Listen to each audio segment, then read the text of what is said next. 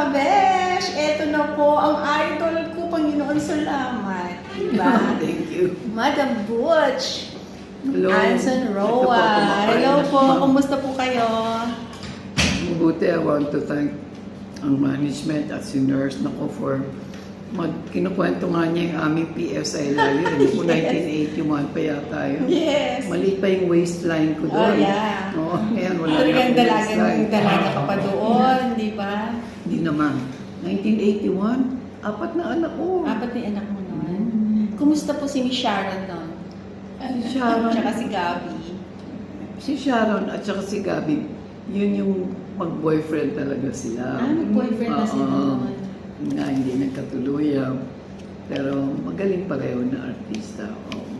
Yes, and even you are inspiration na alam mo, nakita ko sa iyo yung katatagan mo na bilang babae, iningatan mo yung sarili mo, tapos may na-inlove pa sa'yo, di ba? Kinasal ka pa. Oh, what I like. Talagang you really have to respect and love yourself so that others also will respect and love you. Yes. God is Diba? good. Yes. God Ang is lakas-lakas pa rin po niya. Oh. How old are you po? 81. Si 81, nag-shooting pa, o diba?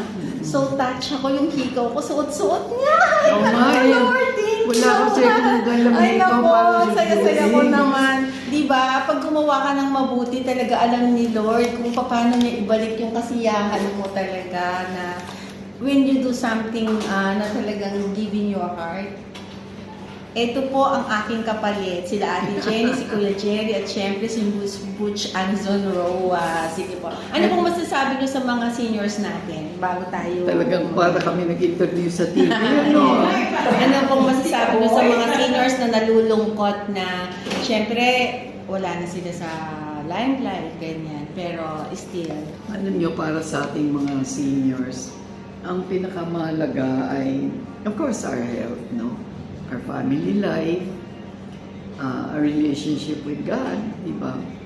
Pero ang hinahanap siguro natin, lalo na kung retired na tayo sa trabaho or retired na tayo sa kung ano man ang pinagkakaabala natin, ang hinahanap natin ay yung relevance ba, na alam natin na kailangan pa tayo ng community, ng pamilya, kailangan pa yung ating tulong, yung ating wisdom, yung ating expertise.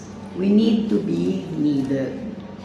And we need to be able to help, to be of use to